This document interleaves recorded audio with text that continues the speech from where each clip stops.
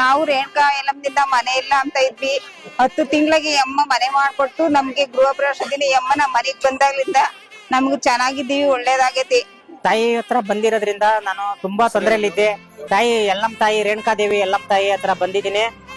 ಎಷ್ಟು ಸಮಸ್ಯೆ ಇತ್ತು ನನಗೆ ಎಲ್ಲ ಸಮಸ್ಯೆ ಎಲ್ಲ ಬಗೆಹರಿದು ನಾನು ನೆಮ್ಮದಿ ಒಳಗೆ ಚೆನ್ನಾಗಿದ್ದೀನಿ. ಇವಾಗ ದುಡಿತಾ ಇದ್ದೀನಿ, ಚೆನ್ನಾಗಿದ್ದೀನಿ ಸರ್. ನನ್ನ ಮೂಲೆ ಗುಂಪು ಸೇರಿದ್ದೆ, ಇವಾಗ ಬಹಳ ಚೆನ್ನಾಗಿದ್ದೀನಿ ಸರ್. ನಾನು ಕರ್ನಾಟಕದಾಗ ಎಲ್ಲೋದ್ರೂ ನಾನು ಚೆನ್ನಾಗಿರ್ತೀನಿ, ದುಡಿತೀನಿ.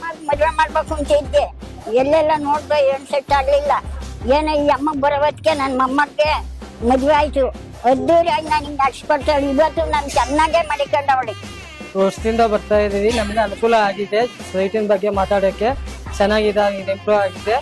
ಒಳ್ಳೆ ಇದರಿಂದ ನಾವು ತುಂಬಾ ಓಡಾಡ್ತಾ ಇದ್ವಿ. ಕೋರ್ಟ್ ಕಚೇರಿ ಏನೇ ಇಲ್ಲ, ದೇವರಿಂದ ನಮ್ಗೆ ಅನುಕೂಲ ಆಗಿದೆ. ಇಲ್ಲಿಗೆ ಬಂದಾದ ಭಕ್ತರಿಗೆಲ್ಲಾನು ಒಳ್ಳೇದಾಗುತ್ತೆ, ಬರ್ಬೋದು. ಒಬ್ಬ ರೈತರ ಮಗ ವ್ಯವಸಾಯ ಮಾಡೋನು. ರೈತರ ಮಕ್ಕಳಿಗೆ ಈ ಸನ್ನಿಧಿ ಬಂದ್ರೆ ಬೇಗ ಕಣ್ಕೊಂಬಲ ಕೂಡ್ ಬರುತ್ತೆ. ಈ ಜಾಗದಲ್ಲಿ ಯಲ್ಲಮ್ಮ ತಾಯಿ ಈ ತೊಟ್ಲ ಕಟ್ಟಿರೋದು ಏನಕ್ಕಾಗಿ ಅಂತಂದ್ರೆ ಅವ್ರಿಗೆ 13 ವರ್ಷ ಮಕ್ಳಿರ್ಲಿಲ್ಲ. 13 ವರ್ಷ ಮಕ್ಳಿಲ್ಲ ಅಂತಂದ್ರು ಕೂಡ ಅವ್ರಿಗೆ ಸಂತಾನ ಆಯ್ತು. ನಾವ್ ಏನ್ ಮಾಡ್ಬೇಕು ಅಂತ ಅಂದ್ರೆ ಅವ್ರು ಬೆಳ್ಳಿ ತೊಟ್ಲ ಕೊಡ್ತೀವಿ ಅಂದ್ರು, ಇಲ್ಲ ಇದೇ ಕೊಡ್ರಿ ಅಂದೆ. ಆದ್ರೆ ಬಂದ್ಬಿಟ್ಟು ಈ ತೊಟ್ಲ ಕಟ್ಟಿ ಅವ್ರು ಇಲ್ಲೇ ನಾಮಕರಣ ಮಾಡ್ಕೊಂಡು ಇಲ್ಲೇ ಅವರು ಅಮ್ಮಂಗೆ ಸನ್ನಿಧಿಗೆ ಏನ್ ಬೇಕೋ ಅವ್ರ ಹಬ್ಬ ಅಡ್ಗೆ ಮಾಡ್ಕೊಂಡು ಈ ತೊಟ್ಲ ಕಟ್ಟಿ ಕೂಡ ಹೋದ್ರು. ಅವ್ರು 13 ವರ್ಷ ಇರ್ಲಿಲ್ಲ ಅವ್ರಿಗೆ ಮಕ್ಳು. ಈಗ ಸಂತಾನನು ಆಗೈತೆ, ಅವ್ರಿಗೆ ಮನೆ ಕೂಡ ಇರ್ಲಿಲ್ಲ, ಮನೆ ಕೂಡನು ಕಟ್ಕೊಂಡವ್ರೆ. ನಮ್ ಪಾಪುಗೆ ತುಂಬಾ ಹುಷಾರಿಲ್ದಂಗ ಆಗ್ಬಿಡ್ತಾರೆ. ಹುಷಾರಿಲ್ಲ ಅಂದ್ಕೊಂಡೆ ಇರ್ಲಿಲ್ಲ ನಾವ್. ಇಲ್ಲಿ ಬಂದ್ಮೇಲೆ ಪಾಪುಗ್ ಹುಷಾರೇ ಇರ್ಲಿಲ್ಲ, ಉಸಿರಾಟನೇ ನಿಂತಾಗಿತ್ತು. ಇಲ್ಲಿ ತಂದ್ಮೇಲೆ ಅಮ್ಮ ನನ್ನ ಯಾಕಕ್ಕ ಹಿಂಗ್ ಮಾಡ್ಕೊಂಡ್ ಬಂದ್ಬಿಟ್ಟಿದ್ಯಾ ಮಗನ ಅನ್ಕೊಂಡ್ ಹೇಳ್ಬಿಟ್ಟು ಈ ತಾಯಿ ಮಡಿಲ್ಗೆ ಹಾಕಿ ಇದನ್ ಮಾಡ್ಬಿಡ್ತು. ಮತ್ತೆ ಇಲ್ಲಿದ್ದಂತ ಭಕ್ತರೆಲ್ಲ ನಮ್ ಪಾಪು ಉಸಿರೇ ಹೋಗ್ಬಿಟ್ಟತೆ ಅಂದ್ಬಿಟ್ರು. ನನಗೆ ತಡೆಯಕ್ ಆಗ್ಲಿಲ್ಲ. ಈ ಅಮ್ಮನ ಬೇಡ್ಬಿಟ್ಟು ಚಚ್ಕೆ ಬಿಟ್ಟೆ.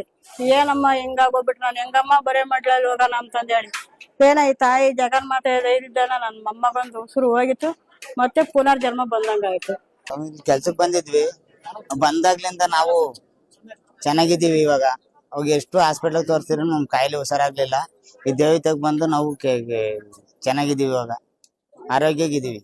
ಬಂದು ನಮ್ಗೆ ಒಂದ್ ಕಷ್ಟ ಬಂದಿತ್ತು, ಬಂದ್ವಿ, ಮನೆ ಕಾದ್ವಿ.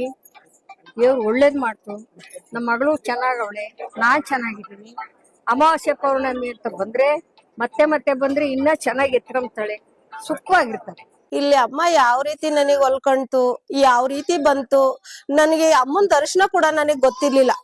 ಆದ್ರೆ ಎಲ್ರುನು ನಾನು ಯಾರಿಗೂ ಹೇಳ್ಕೊಂಡಂಗ್ ಕೂಡ ಬಚ್ಚಿಕೊಂಡಿದ್ದೆ.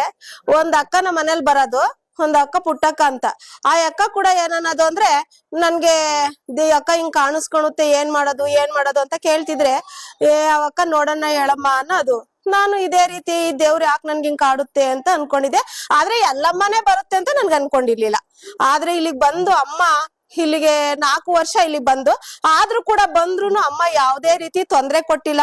ಇಲ್ಲ ಮಕ್ಳು ಸಂತಾನದವ್ರಿಗಾಗಿರ್ಬೋದು, ಕೋರ್ಟು ಕಚೇರಿ ಆಗಿರ್ಬೋದು, ಇಲ್ಲ ಕಾಲು ನೋವು ಹೊಟ್ಟೆ ಊತ ಇರೋರು ಆಗಿರ್ಬೋದು, ಬಂದ್ರೆ ಅಮ್ಮನ್ ನಿಂಬೆಣ್ಣಲ್ಲಿ ಒಂದು ನಿಂಬೆಣ್ಣು ಅಮ್ಮನ್ ಭಂಡಾರ ಕೊಟ್ರೆ ಭಾಗ್ಯ ಅಂತಲೇ ಅಮ್ಮನ್ ಹಚ್ಚದ್ ಬಿಟ್ರೆ ಎಲ್ರಿಗೂ ಪರಿಹಾರ ಆಗಿ ಇವತ್ತು ಚೆನ್ನಾಗ್ ಆಗ್ತಿದ್ದಾರೆ. ನಾನ್ ಅಮ್ಮನ್ನ ಯಾವ ರೀತಿ ಹೇಳ್ಕೋಬೇಕು ಅಂತಲೇ ನನಗ್ ಗೊತ್ತಾಗ್ತಿಲ್ಲ. ಇಷ್ಟು ರೀತಿ ನಮ್ಮಮ್ಮ ಈ ಪವಾಡ ನಡೆಸ್ತಾಳೆ ಅಂತಲೂ ಕೂಡ ನಾವ್ ಅನ್ಕೊಂಡಿರ್ಲಿಲ್ಲ.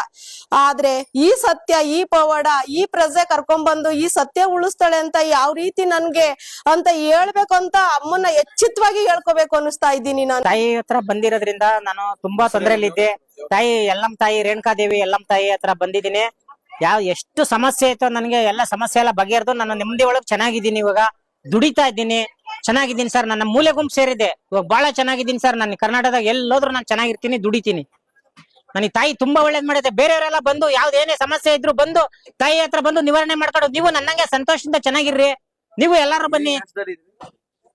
ನನ್ಗೆ ಕೈ ನೋವು, ಕಾಲ್ ನೋವು, ಮತ್ತೆ ಓಡಾಡಕ್ಕೆ ಆಗ್ತಿರ್ಲಿಲ್ಲ. ನಾನು ಮೂಲೆ ಕೂತ್ಕೊಂಡಿದ್ದೆ. ಹಿಂಗೆಲ್ಲ ಆಗಿತ್ತು. ತಾಯಿ ನನಗೆ ಬಂದ್ಮೇಲೆ ತುಂಬಾ ಒಳ್ಳೇದ್ ಮಾಡೈತೆ. ನಾನು ಚೆನ್ನಾಗಿ ದುಡಿತಾ ಇದ್ದೀನಿ, ಚೆನ್ನಾಗಿದ್ದೀನಿ, ನೆಮ್ಮದಿಯಾಗಿದ್ದೀನಿ. ನಿಮ್ಗೂ ದೇವ್ರ ತಾಯಿ ಆಶೀರ್ವಾದ ಕೊಟ್ಟು ನನ್ನಂಗೆ ನಿಮ್ಮನ್ನೆಲ್ಲರಲ್ಲೂ ಕಾಪಾಡ್ಲಿ. ಬಂದು ತಾಯಿ ಹತ್ರ ಬರ್ರಿ. ಅಮಾವಾಸ್ಯೆ ಪೌರ್ಣಮಿನಲ್ಲಿ ತುಂಬಾ ವಿಶೇಷ ಪೂಜೆ ಇರ್ತದೆ. ದುಡ್ಡು ಕಾಸು ಏನ್ ಖರ್ಚು ಬರಲ್ಲ. ದಯವಿಟ್ಟು ಎಲ್ಲಾರು ಬಂದು ಸೇವೆ ತಾಯಿ ರೇಣುಕಾ ದೇವಿ ಯಲ್ಲಮ್ಮ ತಾಯಿ ಹತ್ರ ಇಲ್ಲಿ ಬಂದು ಚೆನ್ನಮ್ಮನ ಪಾಳ್ಯ ಬಂದು ಪೂಜೆ ಮಾಡ್ಕೊಂಡು ತಾಯಿ ಆಶೀರ್ವಾದ ತಗೊಂಡ್ ಹೋಗ್ರಿ ನೀವು.